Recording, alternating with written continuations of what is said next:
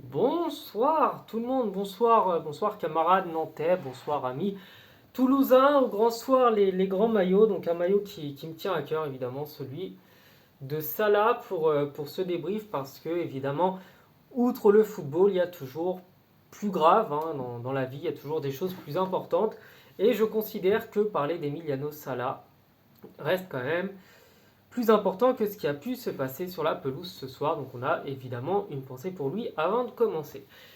Bref, il y a beaucoup de choses à dire de ce match des Nantais, enfin ce non-match plutôt, parce que ça a été plutôt catastrophique toute la soirée pour nos pauvres amis canaris qui n'ont pas vu le jour. Donc on va reprendre les choses petit à petit. Il y a déjà une ouverture du score extrêmement rapide des Toulousains sur un corner, où ce qui est assez marquant, c'est que le pressing est inexistant sur ce corner et les Nantais ont abandonné le marquage.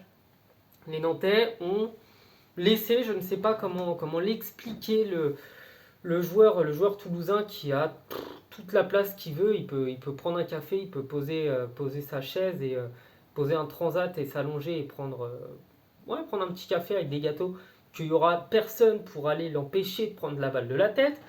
Évidemment, avec la qualité du pied de notre camarade néerlandais de Toulouse, et bah forcément, tout l'espace possible, plus un joueur qui a un très bon pied, ça donne but, ça donne 1-0 dès les 5 premières minutes. Rebelote, 2-3 minutes plus tard, et là on est à 2-0, ça doit faire 8-9 minutes, encore une fois, le marquage laisse à désirer. C'est vraiment la catastrophe du soir, c'est ce marquage des Nantais qui a été catastrophique, une défense nantaise qui a, qui a complètement oublié qu'elle était en train de jouer au football. Une défense nantaise qui normalement aurait dû jouer le plus sérieusement possible parce que Nantes étant très mal parti pour ce maintien, et ben Nantes n'avait que la coupe à jouer, tandis que Toulouse aurait pu se contenter de jouer sans trop se prendre la tête et avoir un petit peu de suffisance en se disant que de toute façon la saison était déjà bien belle comme ça.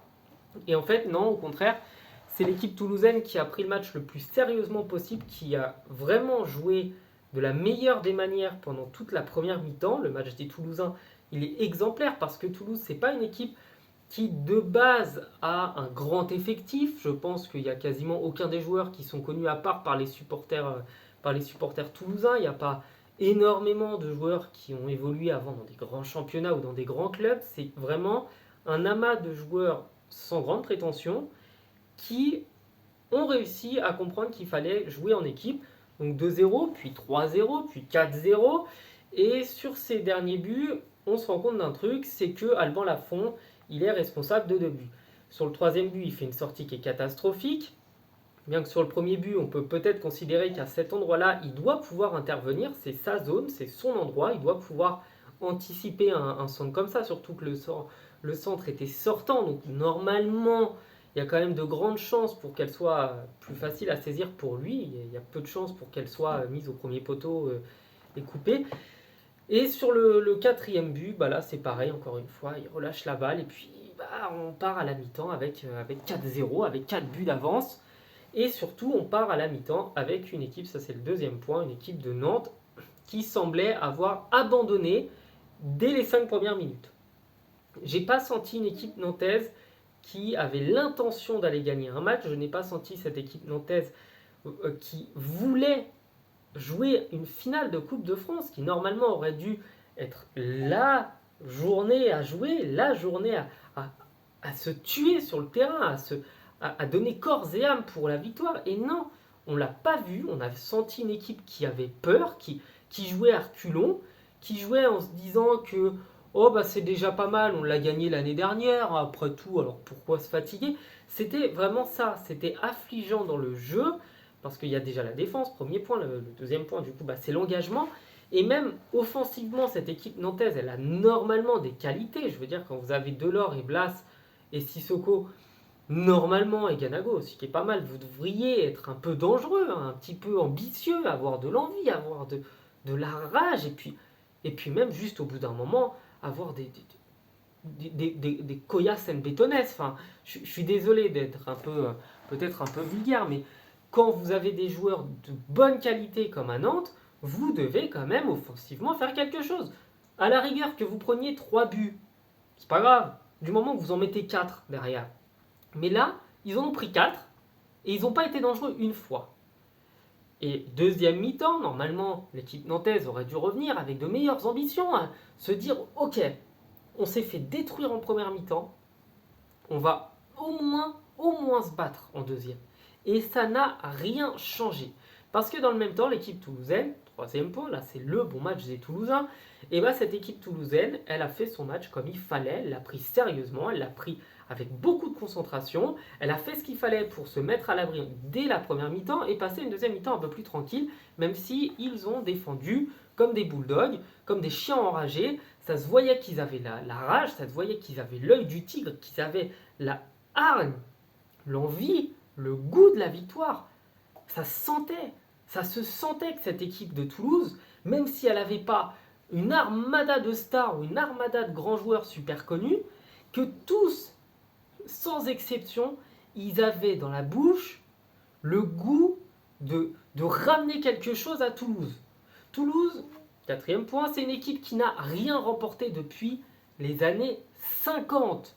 Autant vous le dire, quand, on l'a vu pendant un petit reportage de France 2, le dernier vainqueur de la Coupe de France avec Toulouse, il a fêté ses 87 ans il y a quelques semaines, vous comprenez bien vite que Toulouse n'est pas une équipe qui remporte des coupes, à la différence de Nantes, qui est quand même un des plus grands clubs français de l'histoire. Toulouse ne l'est pas. Toulouse n'a jamais rien fait de particulier à part, du coup, cette Coupe de France qui vient leur donner une raison d'acheter une armoire à trophées, parce qu'il n'y en avait pas. Hein. À Toulouse, il n'y avait rien.